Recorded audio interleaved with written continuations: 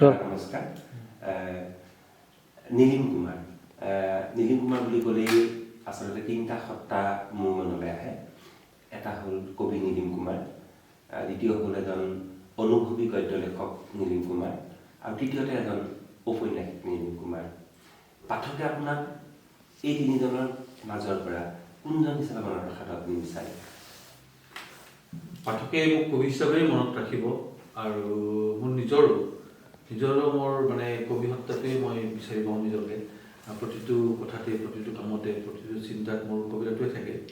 কিন্তু কবিতাবোৰ যিবোৰ কথা আহিছে সেইবোৰ অন্তৰালত কিন্তু মোৰ ভিতৰত মানে ঔপন্যাসিকজন আছে। ঔপন্যাসিক মানে আচলতে অভিজ্ঞতা হ'ল, আৰু মোৰ যিবোৰ অভিজ্ঞতা সেইবোৰে মই উপন্যাসত লিখিছোঁ, আৰু গদ্যটো মোৰ সেইবোৰ আছে।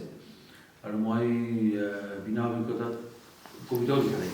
কবিতাৰ মোৰ অন্তৰতো অভিজ্ঞতা আছে, আৰু গতিকে মোক মানুহে নিশ্চয় কবিতা হিচাপে কবিতাৰ মাজতে বিচাৰি পাব, আৰু মই নিজেও কবিতাতেই মই বিস্তাৰিত হৈ থাকিম, আৰু মই কবি হিচাপেই পৰিচিতি দিবলৈ ভাল পাওঁ। ধন্যবাদ দাদা। মোৰ এই প্ৰসংগতে এটা কথা মনত পৰিছে, আপোনাৰ এটা বনৰীয়া সপোনৰ অন্ধযাত্ৰা। এই উপন্যাসখনত আপুনি আপোনাৰ শৈশৱ, আপোনাৰ কৈশোৰ, আপোনাৰ যৌৱনৰ আৰু পিতৃ আৰু আপোনাৰ গোটেই চৌপাশৰ গাঁওখন, বৰপেটাৰ গোটেই সামগ্ৰিক এটা সামাজিক, অৰ্থনৈতিক, ৰাজনৈতিক পৰিৱেশ ফুটাই তুলিছে, আৰু তাৰ একেবাৰে সৰু সৰু কথাবোৰ আপুনি নিখুঁতভাৱে বৰ্ণনা কৰিছে। এতিয়া কথা হ'ল, আপুনি শৈশৱতে এনে কিছু অভিজ্ঞতাৰ সন্মুখীন হৈছিল, যিবোৰ অভিজ্ঞতা এজন শিশুৱে সাধাৰণতে সন্মুখীন নহয়, আৰু তেনেধৰণৰ অভিজ্ঞতাই আপোনাৰ জীৱনটো সমৃদ্ধ কৰিছে বুলি ভাবেনে? ধৰক আপুনি শৈশৱতে সন্মুখীন হোৱা সেই যৌন অত্যাচাৰৰ কথাই হওক, বা কাৰোবাৰ বা আপুনি প্ৰতাৰিত হোৱাৰ কথাই হওক, বা সেই মিঠাইৱালাজনৰ কথা হোটেলৰ, বা আপোনাৰ পিতৃৰ পৰা, এইখিনি সম্পৰ্কত আপোনাৰ পৰা কিবা এটা জানিব বিচাৰিছোঁ। সেইবোৰ শৈশৱৰ যিবোৰ অভিজ্ঞতা সেইবোৰ আচলতে মই সৰু ল'ৰা হ'লেও কিন্তু মই ডাঙৰ মানুহৰ লগত যি ধৰণৰ সম্পৰ্ক প্ৰকৃততে হয়, সেই ধৰণৰ সম্পৰ্কও মই বহু ক্ষেত্ৰত পোৱা নাছিলোঁ। যিটো ধৰণৰ ডাঙৰ মানুহজনে সৰু ল'ৰা ছোৱালীক ঠিক তেনেকৈ মৰম কৰিবলৈ, মই সেই মৰমটো পোৱা নাই।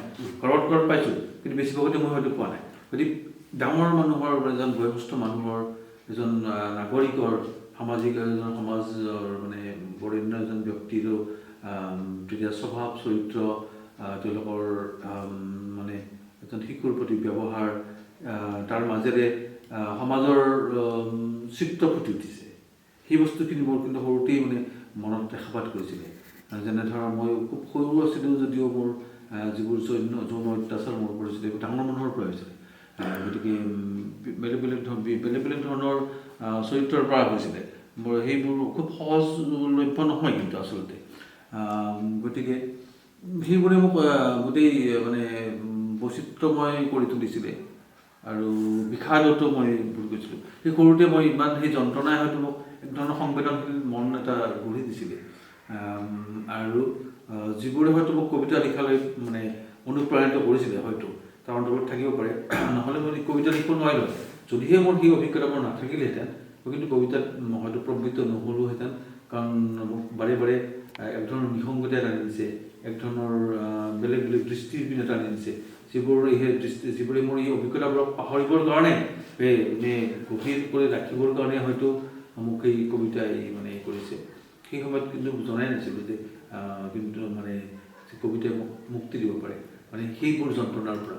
পিছত অনুভৱ কৰিছিলোঁ যে কবিতাই মোক বহুতখিনি ৰিলিফ কৰিছে। যদিহে মই সেই অভিজ্ঞতাবোৰ নাথাকিলেহেঁতেন, তেতিয়াহ'লে মই নিশ্চয় কবিতা লিখিব পাৰিলোহেঁতেন, নাজানো, হয়তো মই ধ্বংসই হৈ গ'লহেঁতেন।